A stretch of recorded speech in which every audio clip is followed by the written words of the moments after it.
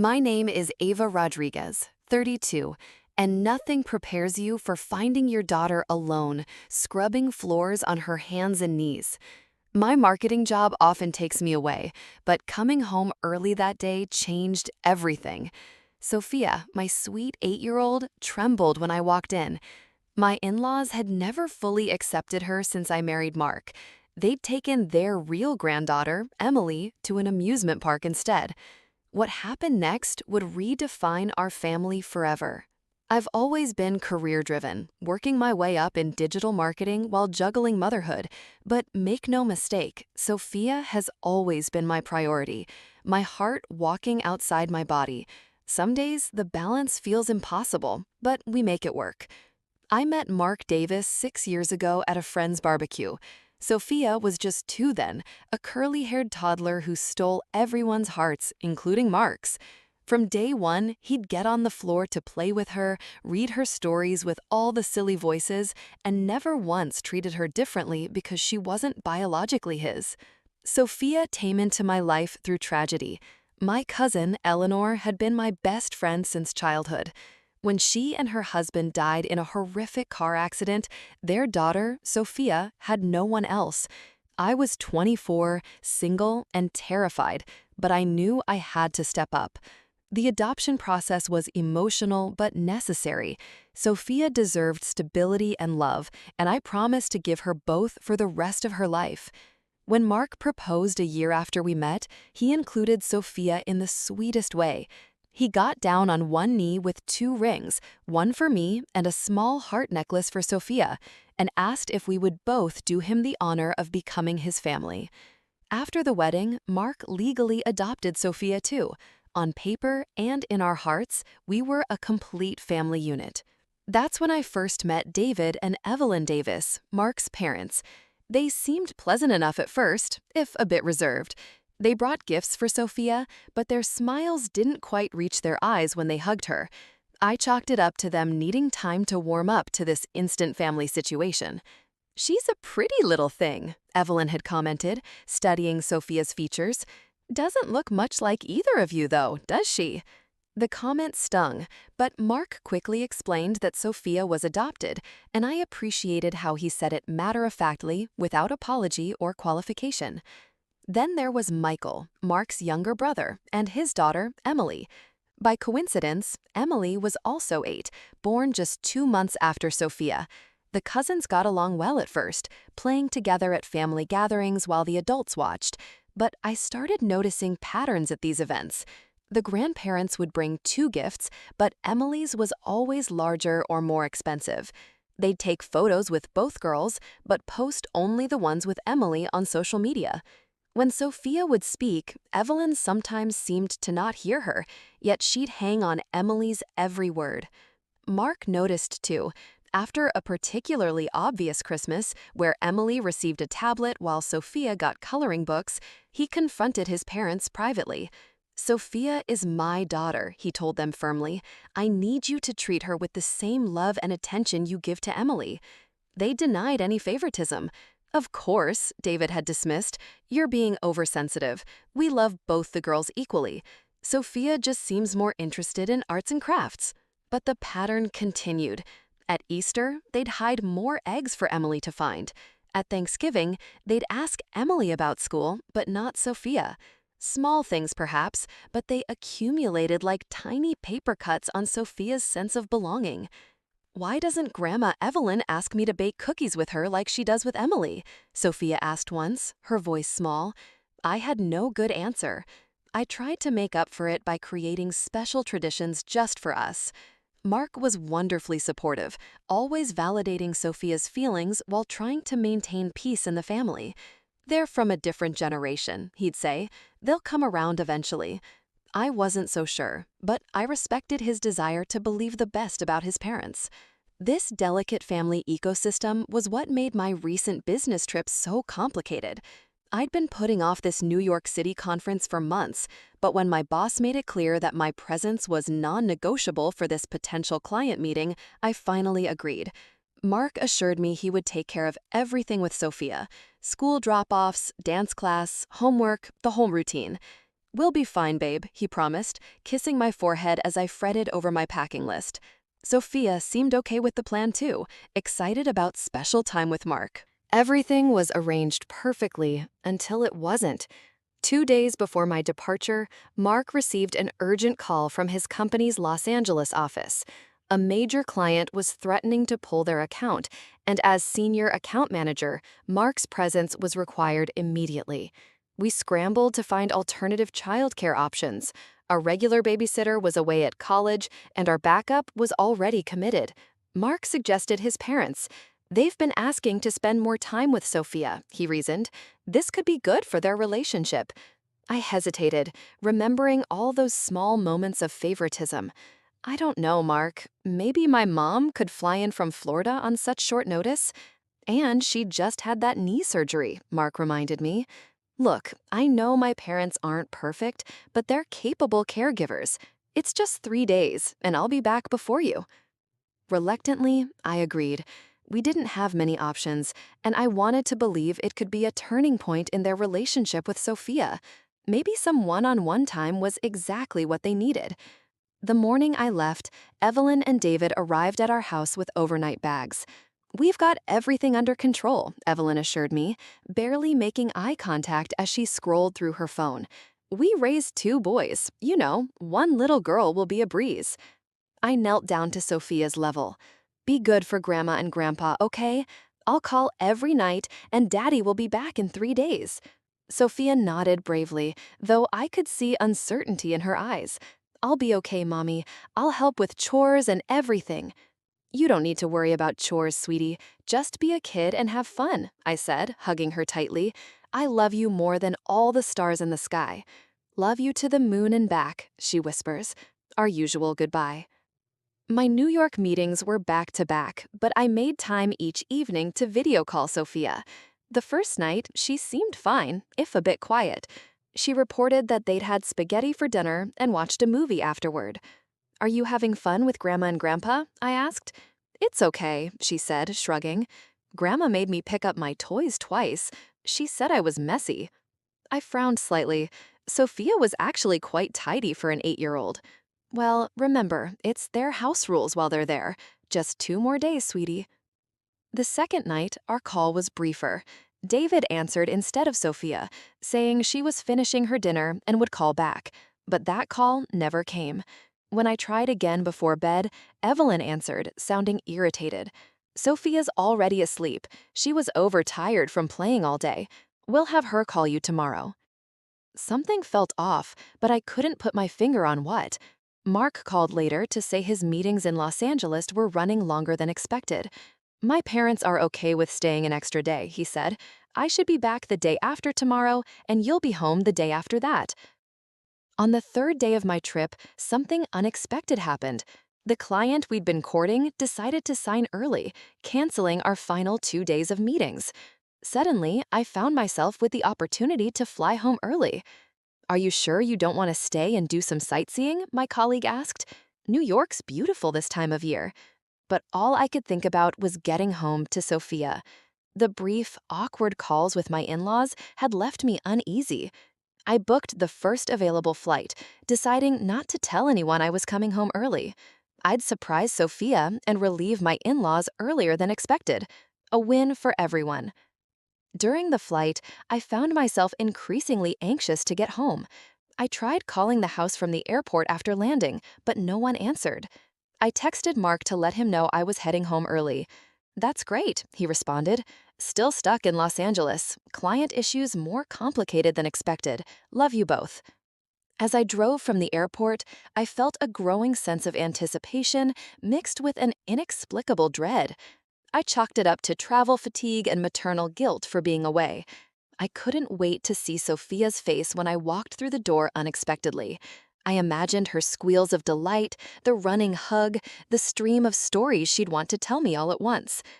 But as I pulled into our neighborhood, I noticed something odd. David and Evelyn's car wasn't in the driveway. It was a Thursday afternoon. Where would they have gone with Sophia? Perhaps to the park or for ice cream? Still, something didn't feel right. I parked in the driveway and grabbed my luggage.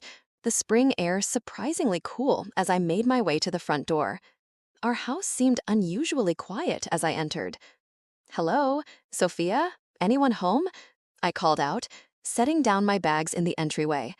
The silence that greeted me sent a chill down my spine. I moved through the house, calling Sophia's name with increasing urgency. The living room was empty, though I noticed Sophia's favorite stuffed rabbit, Mr. Flopsy, discarded on the floor, unusual as she rarely went anywhere without him. The dining room showed signs of a hasty lunch, crumbs on the table, a half-empty glass of water. "Sophia," I called again, my voice echoing through the quiet house. Then I heard it, a small sound coming from the kitchen, a quiet sniffling followed by the distinct sound of scrubbing. I rushed toward the noise, my heart pounding. Nothing could have prepared me for what I saw when I entered the kitchen. Sophia was on her hands and knees on the cold tile floor, a large brush in her small hands. A bucket of soapy water sat beside her. Her face was streaked with dried tears, her curls damp with sweat. She was wearing the same clothes I'd seen her in during our brief video call the night before. She didn't notice me at first, so focused was she on a particular spot on the floor. I stood frozen in the doorway, trying to process the scene before me. "Sophia?" I finally managed, my voice barely above a whispers. She startled, the brush clattering to the floor as her head whipped around. For a split second, fear flashed across her face, a look I'd never seen directed at me before recognition dawned. "Mommy?" Her voice was small, uncertain, as if she couldn't quite believe I was really there. I crossed the kitchen in 3 strides and knelt beside her, not caring that the knees of my business slacks were soaking up the soapy water on the floor. "Baby, what are you doing? Where are Grandma and Grandpa?" Sophia's lower lip trembled as fresh tears welled in her eyes. "I'm sorry, Mommy. I spilled grape juice this morning and made a big mess. Grandma said I needed to learn responsibility, so I have to clean the whole kitchen floor before they get back." My blood ran cold. The whole floor? "Sophia, where did they go?" She looked down, her small shoulders slumping. "They took Emily to Adventure World, the amusement park with the big roller coasters. They left you here alone?" I struggled to keep my voice calm, though rage was building inside me. Sophia nodded. "Grandma said I couldn't go because I wouldn't appreciate it like Emily would. She said Emily deserves special treats because she's their real granddaughter." Her voice broke on the last words, and my heart shattered along with it. I pulled her into my arms, feeling her small body tremble against mine. "How long have you been alone, sweetheart?" "Since after breakfast," she whispers against my shoulder. "Grandma said they'd be back for dinner. She said I better have the floor spotless by then, or I wouldn't get any dessert. And I needed to think about why I'm so clumsy all the time." For hours. They'd left my 8-year-old daughter alone for 4 hours on her hands and knees scrubbing floors while they took their real granddaughter to an amusement park. I felt physically ill. "Has this happened before, them leaving you alone?" I asked, trying to keep my voice steady. Sophia hesitated, then nodded. "Yesterday, they went shopping with Emily. They said I couldn't come because I whined too much about being bored. They were gone a long time. I was scared."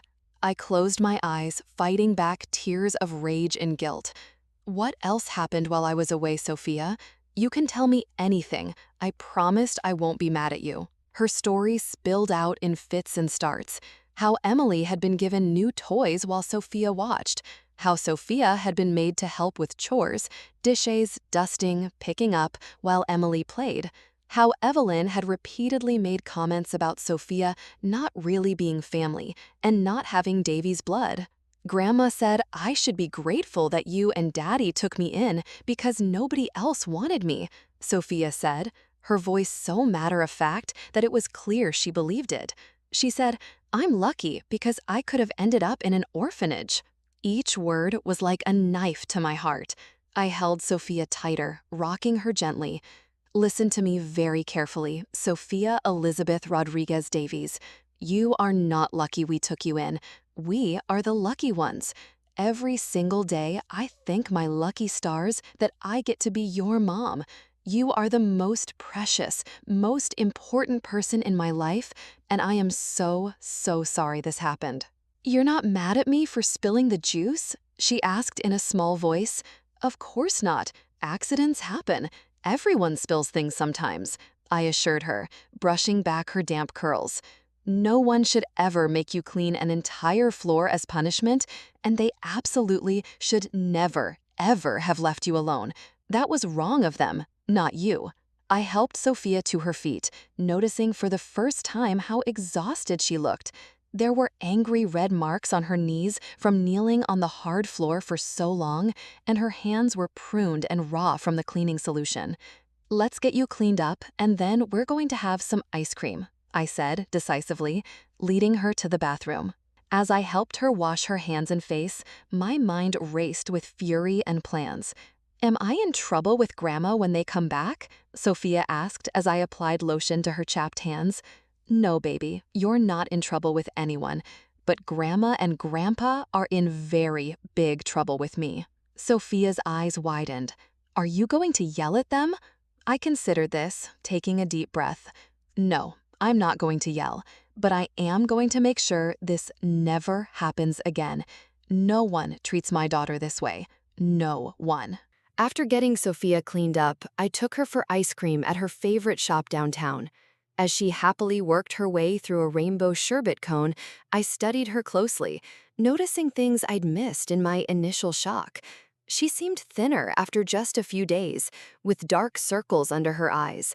Her usual animated chatter was subdued, and she kept glancing at me as if for reassurance. Sophia, I need you to tell me everything that happened while I was gone, I said gently. Not just today, but all 3 days. Even things you think might make me sad or upset, it's really important. Slowly, between licks of ice cream, Sophia opened up. The picture that emerged was worse than I'd feared.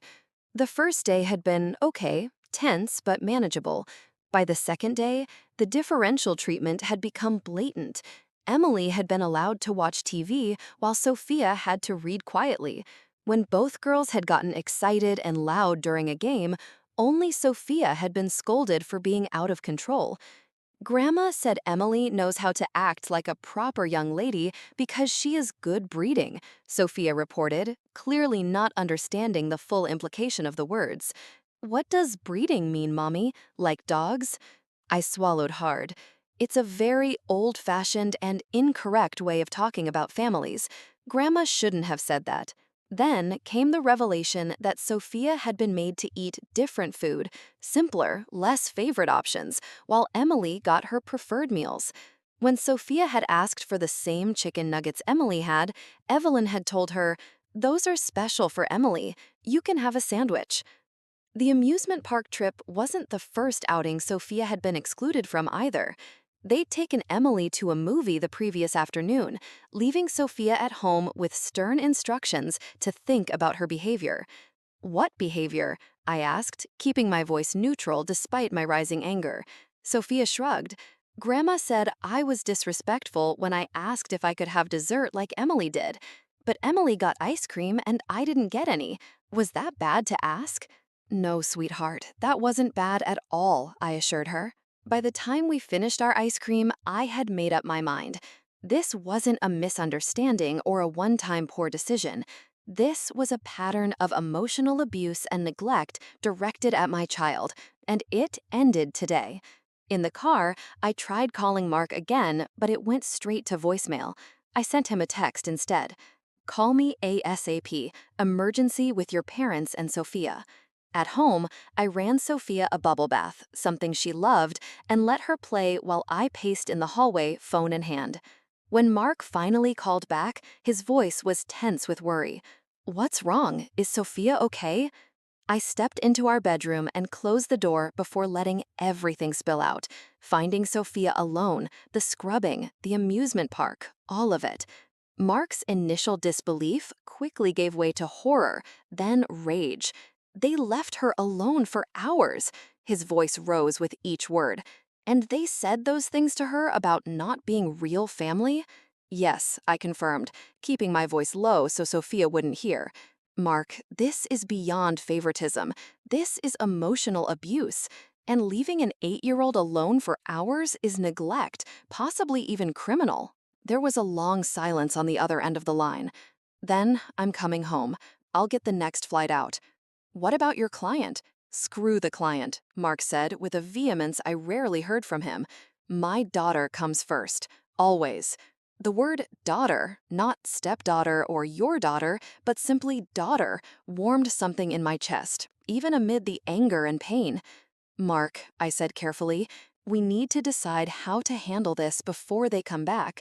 They'll be here for dinner, and I'm not letting them just walk in like nothing happened. I want them out of our house, Mark said immediately, and I don't want them alone with Sophia ever again. I agree, I said, relieved we were on the same page. But we need to be strategic. I don't want to cause a scene in front of Sophia or Emily. The girls shouldn't witness an adult confrontation. We discussed options and finally settled on a plan. Mark would try to get home as soon as possible, but in the meantime, I would deal with his parents calmly but firmly. They would be told to pack their things and leave, either to a hotel or back home.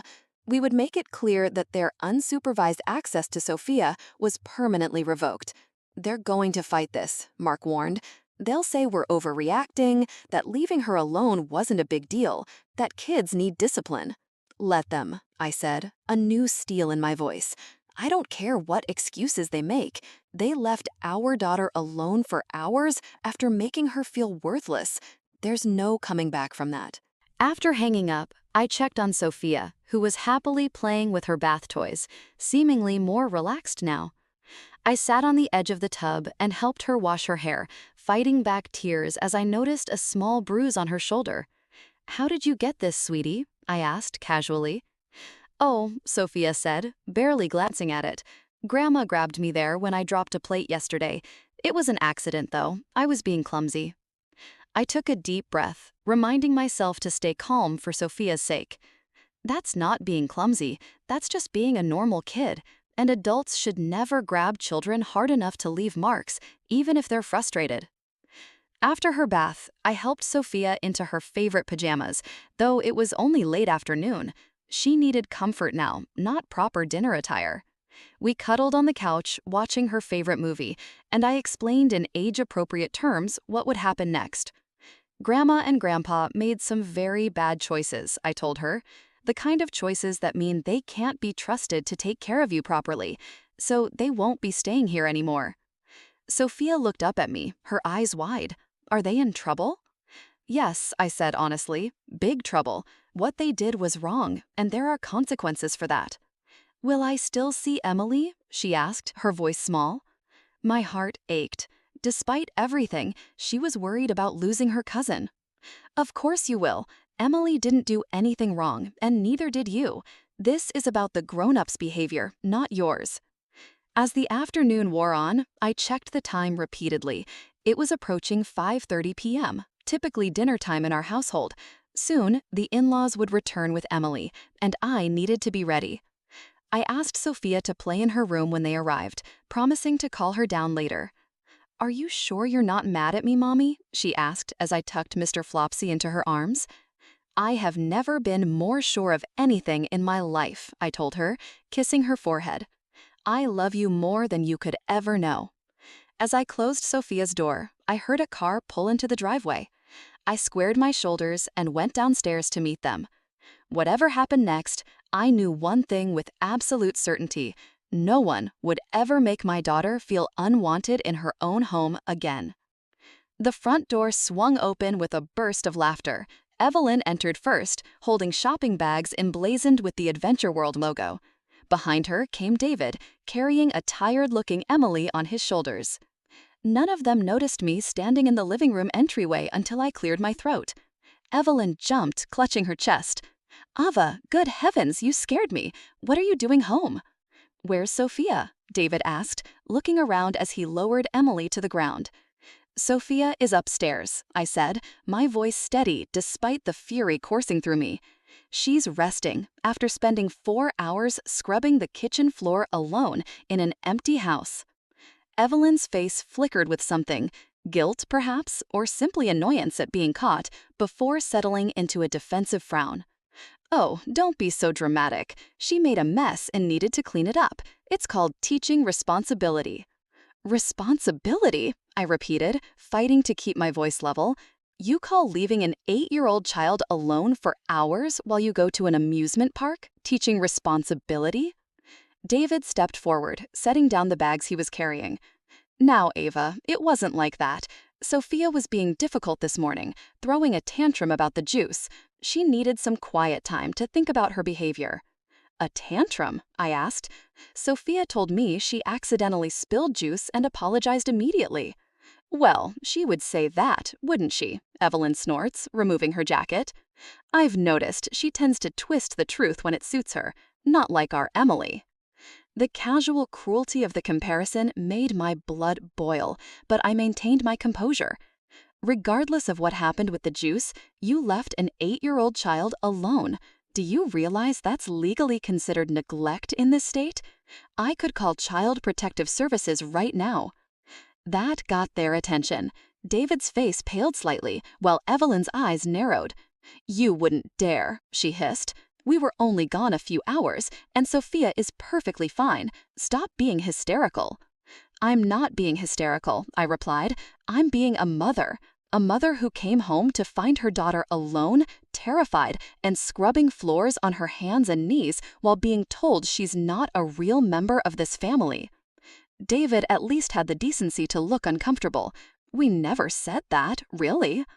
Because Sophia told me that you both have repeatedly told her she doesn't have Davy's blood and should be grateful we took her in because nobody else wanted her. Evelyn rolled her eyes. Children exaggerate. And besides, it's simply factual that she's not related by blood. We've never been shy about that. She's 8 years old, I exclaimed, my voice rising despite my efforts. And she is related. She's your son's daughter. Mark adopted her legally. She bears your last name. What more do you want? Look, David interjected, clearly trying to defuse the situation. We may have made some poor choices today, but you're blowing this out of proportion. We've been taking care of Sophia all week with no issues. No issues? I laughed incredulously. Sophia told me everything. How you excluded her from outings, made her do chores while Emily played, gave Emily better food, new toys, more attention. She told me about being grabbed hard enough to leave bruises, being told she whines too much, being left alone yesterday too. This wasn't a one-time lapse in judgment. This was a pattern. Just then, my phone rang. It was Mark. I answered and immediately put it on speaker. Mark, Evelyn said, her voice suddenly honey-sweet. Your wife is making ridiculous accusations. We've been taking wonderful care of Sophia, but you know how challenging she can be. We simply had to discipline her today for misbehavior by leaving her alone for hours. While you took Emily to Adventure World. Mark's voice crackled through the speaker, tight with controlled anger. She needed to learn her lesson, David defended, and we wanted to take Emily out for a special day. What's wrong with that?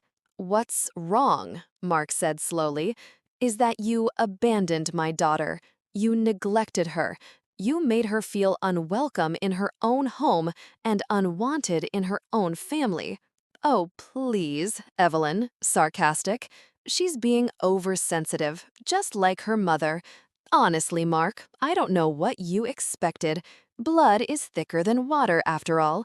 It's only natural we have a special bond with Emily. The room went deadly silent. Even Evelyn seemed to realize she'd gone too far. What did you just say? Mark's voice was dangerously quiet. I just meant, Evelyn began, but Mark cut her off. I heard exactly what you meant, Mom, and it's unacceptable. Sophia is my daughter, not my stepdaughter, not my adopted daughter, my daughter.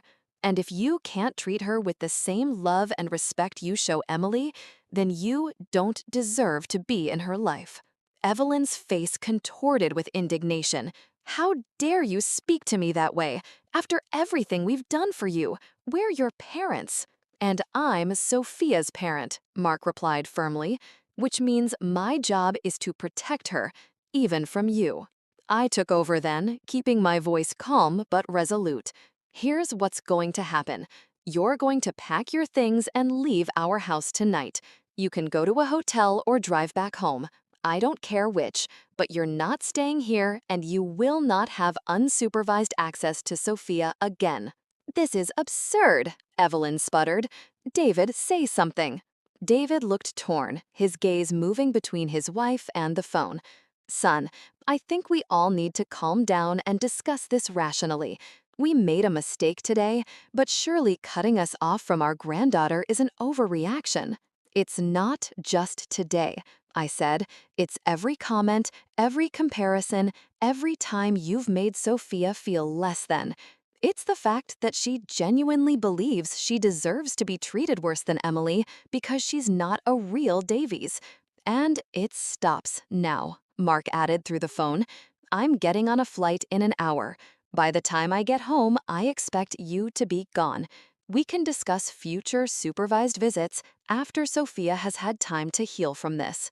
Evelyn's face contorted with indignation. How dare you speak to me that way? After everything we've done for you, we're your parents. And I'm Sophia's parent, Mark replied firmly, which means my job is to protect her, even from you. I took over then, keeping my voice calm but resolute. Here's what's going to happen. You're going to pack your things and leave our house tonight.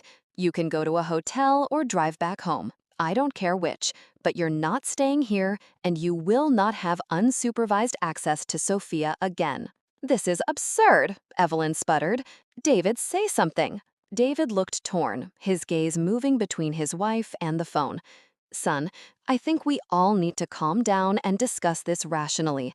We made a mistake today, but surely cutting us off from our granddaughter is an overreaction. It's not just today, I said. It's every comment, every comparison, every time you've made Sophia feel less than. It's the fact that she genuinely believes she deserves to be treated worse than Emily because she's not a real Davies. And it stops now, Mark added through the phone. I'm getting on a flight in an hour. By the time I get home, I expect you to be gone. We can discuss future supervised visits after Sophia has had time to heal from this. Evelyn's absurd, Evelyn sputtered. David, say something. David looked torn, his gaze moving between his wife and the phone. Son, I think we all need to calm down and discuss this rationally. We made a mistake today, but surely cutting us off from our granddaughter is an overreaction. It's not just today, I said. It's every comment, every comparison, every time you've made Sophia feel less than. It's the fact that she genuinely believes she deserves to be treated worse than Emily because she's not a real Davies. And it stops now, Mark added through the phone. I'm getting on a flight in an hour. By the time I get home, I expect you to be gone. We can discuss future supervised visits after Sophia has had time to heal from this. Emily, who had been quiet during this exchange, suddenly spoke up. Is Sophia okay? Can I see her? Her innocent concern highlighted the absurdity of the situation. Even a child Emily's age recognized something was wrong. I knelt down to her level. Sophia is okay, but she's resting right now. This isn't about you, Emily. You didn't do anything wrong. Evelyn seized on this, her voice rising dramatically. See what you're doing? You're driving a wedge between the cousins. You're breaking up this family. No, I said, standing back up. You did that when you decided one grandchild was more valuable than the other. This is ridiculous, Evelyn snapped, grabbing her purse. Come on, David, we don't have to stand here and be insulted. Where's Sophia? David asked again, seeming genuinely concerned. Can we at least say goodbye? I shook my head. Not tonight. She's been through enough. I'll have her call you when she's ready. Evelyn let out a dramatic, "Ha." "Fine, but don't think this is the end of it. We'll be speaking to Mark privately, without your influence." "Go ahead," I said, "but you should know he's heard everything you've said tonight, and he stands with me and Sophia 100%.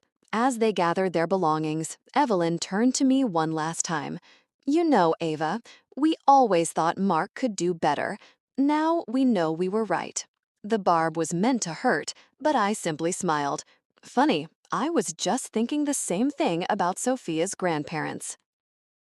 They left in a flurry of slammed doors and screeching tires, taking a confused Emily with them. As the sound of their car faded, I leaned against the wall, suddenly exhausted. The confrontation had gone about as well as could be expected, but it was just the beginning of what would likely be a long, painful family rift. I climbed the stairs to Sophia's room, finding her sitting on her bed with Mr. Flopsy, clearly having heard at least some of the commotion. "Did Grandma and Grandpa leave because of me?" she asked in a small voice. I sat beside her, pulling her close. "No, sweetheart. They left because of their own bad choices. None of this is your fault. Will they come back?" I chose my words carefully. "Not to stay with us, no. But someday, if they can learn to be kind and respectful to everyone in our family, we might see them again for short visits." Sophia nodded, seeming to accept this. "Is Daddy coming home?" "Yes, he'll be here in a few hours. He can't wait to see you." As Sophia drifted off to sleep that night, clutching Mr. Flopsy, I sat beside her bed, watching her peaceful face. I had always promised to protect her, and today I had kept that promise. There would be fallout, difficult conversations, and likely more confrontations to come. But seeing Sophia sleep without fear or tension in her small body told me I had done the right thing. Some family ties, I realized, aren't worth preserving if they damage the people we love most. Mark arrived home just after midnight, exhausted from travel, but wired with adrenaline. I met him at the door and fell into his embrace, finally allowing myself to cry now that Sophia was asleep and I didn't need to be strong for her. "I can't believe they did this," Mark whispers, his voice rough with emotion. "My own parents? How could they treat her that way?" We sat at the kitchen table, the same floor Sophia had been forced to scrub now clean beneath our feet. I recounted everything in detail, Sophia's exact words, the state I'd found her in, the revelations of the past few days' treatment. Mark listened, his face growing increasingly pained. "I knew they favored Emily," he said, running his hands through his hair. "But I never imagined they'd go this far, leaving her alone, telling her she's not real family. That's..." He trailed off, unable to find words adequate to express his disgust. "Have they called you?" I asked. Mark nodded grimly. "Multiple times. I texted that I'd speak to them tomorrow. I couldn't handle it tonight." The next morning, Sophia was overjoyed to find Mark home. She threw herself into her arms with a squeal of delight that warmed my heart, a glimpse of her usual exuberance returning. Over breakfast, we had a family meeting, keeping the conversation age-appropriate but honest. "Grandma and Grandpa made some very bad choices," Mark explained, holding Sophia's small hand in his. "And when adults make bad choices that hurt children, there have to be consequences." "Like when I get a timeout?" Sophia asked. "Similar, yes," I said. "Except their timeout is going to be much longer, and they won't be able to spend time with you unless another adult we trust is there too." Sophia considered this. "Are they mad at me?" "No, sweetheart," Mark assured her. "They're probably upset about the situation, but none of this is your fault. I need you to really hear that, okay? Nothing you did caused this." Sophia nodded, though I could tell she wasn't entirely convinced. We decided that family therapy would be essential moving forward, both for Sophia to process what had happened and for us parents to learn how best to support her. Later that day, while Sophia was engaged with a movie, Mark called his parents. I sat beside him as he put the phone on speaker. "We've been worried sick," Evelyn said immediately. "After the way you and Ava threw us out last night." "Mom," Mark interrupted firmly, "I'm calling to make our position absolutely clear. What you and Dad did was neglect and emotional abuse. You left Sophia alone for hours. You consistently treated her as less than Emily. You made her feel unwanted in her own family. That is unacceptable and will not happen again." "Mark, you're blowing this out of proportion," David interjected. "Yes, we made a mistake leaving her alone. We admit that, but all this talk of abuse is extreme." "Is it?" Mark challenged. "You told my daughter that she's not really family, that she should be grateful anyone wanted her. Do you have any idea what that does to a child?" "We were just being honest," Evelyn defended. "She's old enough to understand the difference between biological and adopted family." "There is no difference," Mark exhales, his careful control finally slipping. "Not in love, not in commitment, not in how she should be treated. Sophia is my daughter in every way that matters." The conversation deteriorated from there, with Evelyn and David minimizing their actions, deflecting blame, and ultimately threatening to involve the extended family if we insisted on overreacting. Mark ended the call by reiterating our position: no unsupervised contact with Sophia, and any future visits would be brief and monitored. True to their word, Evelyn and David rallied the family troops. Mark's aunts, uncles, and cousins began calling, most taking the in-laws' watered-down version of events at face value. "They just wanted to give Emily a special day," one aunt insisted. "Sophia was being difficult," claimed an uncle who'd never even met her. The pressure was intense, but we stood firm. A few family members, notably Mark's brother Michael, seemed skeptical of the narrative being spun. Michael called a week after the incident. "Emily's been upset," he said. "She keeps asking about Sophia and why everyone's fighting. What really happened, Mark?" Mark told him everything, unvarnished. There was a long silence when he finished. "Jesus, Mom left her alone for hours and said those things about her not being real family?" "Yes," Mark confirmed, "and there's more we haven't even told you." Another pause. "I believe you," Michael said finally. "Emily mentioned something about Sophia having to clean while she got to play. I didn't think much of it at the time, but God, I'm sorry. Is Sophia okay?" That conversation marked a turning point. Michael became an unexpected ally, standing up to his parents and correcting the false narrative being spread through the family. He even arranged for Emily and Sophia to have video calls, maintaining their cousin bond despite the adult conflict. Meanwhile, we focused on Sophia's healing. The family therapist we found specialized in adoption and blended families. Dr. Lorraine Carter was warm but direct, creating a safe space for Sophia to express feelings she'd been bottling up. "Sophia, how did you feel when Grandma said you weren't real family?" Dr. Carter asked during one session. Sophia clutched Mr. Flopsy tighter. "Sad and scared, like maybe Daddy would stop loving me too someday." Mark's eyes filled with tears. "Never," he whispers fiercely, "never in a million years." Over the weeks that followed, we learned that the incident we discovered was merely the most extreme example of a pattern of differential treatment that had been going on for years. Sophia had internalized so much, believing she deserved less because she wasn't really a Davies. "Children are remarkably adaptive," Dr. Carter explained to us in a parents-only session. "When they're treated differently, they often assume it's because of something they've done or something inherently wrong with them, rather than recognizing it as unfair treatment by adults who should know better." The first family gathering after the incident was Sophia's school spring concert. We knew the in-laws would attend as Emily was also performing. We prepared Sophia carefully, assuring her we would be by her side the entire time. "What if Grandma tries to talk to me alone?" she asked anxiously as we dressed for the event. "That won't happen," I promised. "Dad or I will be with you every minute, and if anyone says anything that makes you uncomfortable, you tell us immediately." The tension in the elementary school auditorium was palpable. When we arrived, Evelyn and David stood with Michael and his wife, Emily, between them in her concert outfit.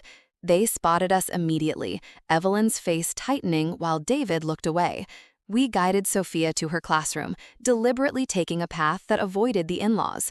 After leaving her with her teacher, we found seats far from where they were sitting. Michael, however, made a point of coming over to greet us. "How's Sophia doing?" he asked genuinely. "Better," Mark replied. "The therapy is helping." "How about Emily?" "Confused, but okay, she misses Sophia." Michael hesitated, then added, "Mom and Dad are still, well, but I want you to know I understand why you did what you did. I would have done the same for Emily." That simple acknowledgement meant more than he could know. After the concert, we couldn't avoid the in-laws entirely. They approached as we waited for Sophia outside her classroom. "She sang beautifully," David offered awkwardly. "Yes, she did," I agreed neutrally. Evelyn didn't speak, merely studying Sophia with a tight expression when she emerged from the classroom. Sophia shrank against my side, her earlier confidence from the performance evaporating. "Hello, Sophia," David said, bending slightly. "You did a wonderful job up there." "Thank you," Sophia whispers, not meeting his eyes. "Well," Evelyn finally spoke, her voice brittle, "I suppose we should congratulate you on turning our granddaughter against us so thoroughly." "Mom," Mark warned, "not here, not now." "When then?" she demanded. "You've shut us out completely, over one mistake." "It wasn't one mistake," I said quietly but firmly, "and this isn't the place to discuss it." We left shortly after, Sophia unusually quiet in the back seat. "Are you okay, sweetie?" I asked, turning to check on her. She nodded slowly. "Grandma still looks mad at me." "She's not mad at you," Mark assured her, meeting her eyes in the rearview mirror. "She's mad at the situation, and at grown-up things you don't need to worry about." As the weeks turned into months, we maintained our boundaries while allowing for small, supervised interactions, a dinner at a restaurant, an hour at the park with everyone present. These were often tense, with Evelyn particularly resistant to the new normal. "This is ridiculous," she complained during one such gathering. "I can't even speak to Sophia without you hovering." "That's right," I confirmed calmly. "These are the boundaries we've set. You can either respect them or not see Sophia at all. Your choice." David, at least, seemed to be making efforts. He brought Sophia appropriate gifts, asked about her interests, and made no comparisons to Emily. Whether this represented genuine growth or simply better behavior under supervision was hard to tell, but it was a start. The most unexpected development was the strengthened bond between Sophia and Emily. Once the cousins were allowed to interact without the toxic influence of favoritism, they actually grew closer. They had video calls, supervised playdates, and genuine fun together, proof that the problem had never been with the children. "I wish I could have a sleepover at Emily's house," Sophia said one day about 4 months after the incident. "That's not possible right now," I explained gently, "but maybe someday if things continue to improve." "Because of what Grandma and Grandpa did?" she asked. "Yes," I said honestly. "We need to make sure you're always safe and respected. That's our job as your parents." Sophia considered this, then said something that showed just how far she'd come. "It wasn't because I'm not a real Davies, was it? It was because they were being mean."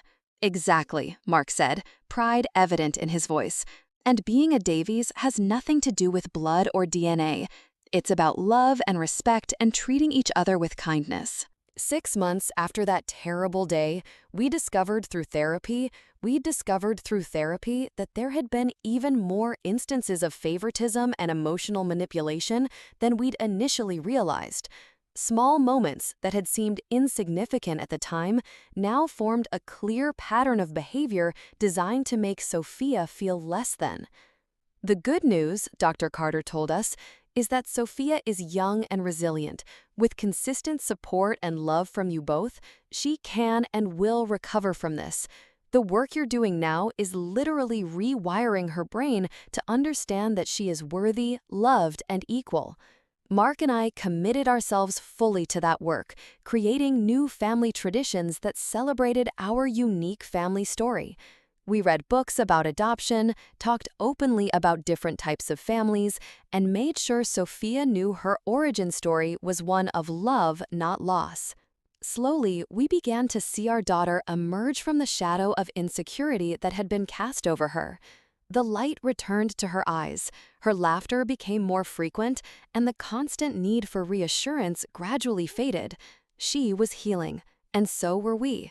6 months after that fateful day, our family had settled into a new normal. Sophia was flourishing in therapy. Mark and I had strengthened our united front as parents, and the relationship with his parents had evolved into something cautiously manageable, if not entirely repaired. The most significant breakthrough came unexpectedly during a supervised lunch at a neutral restaurant. Sophia had gone to the restroom with me, and Mark had stepped away to take a work call, leaving David and Evelyn briefly alone with their thoughts. When we returned, Evelyn was uncharacteristically quiet. She picked at her food for several minutes before suddenly addressing Sophia directly. "I owe you an apology," she said, her voice wavering slightly. "What we did, was wrong. Very wrong. I should never have left you alone, and I should never have said those hurtful things about you not being family."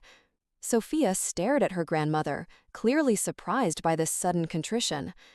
"It's okay," she offered automatically, the response of a child trained to smooth over adult emotions. "No, it's not okay," David interjected gently. "Your grandmother is right. We treated you unfairly, and there's no excuse for that. We're very sorry, Sophia." I watched my daughter carefully, ready to intervene if needed, but she seemed to be processing their words thoughtfully. "Why did you do it?" she asked finally, the simple, direct question that only a child would have the courage to ask. Evelyn looked stricken, exchanging a glance with David before answering. I think I was holding on to old-fashioned ideas about what makes a family. I was wrong. Being family isn't about blood. It's about love. And your daddy loves you very much, which means you are every bit a Davies as Emily or anyone else. It wasn't a perfect apology. It didn't address the favoritism or the emotional abuse, but it was a start. And I could see from Sophia's face that it meant something to her. "Does this mean we can be friends now?" Sophia asked cautiously. Evelyn's eyes filled with tears. "I would like that very much." That conversation marked a turning point, though the road ahead remained long and complicated.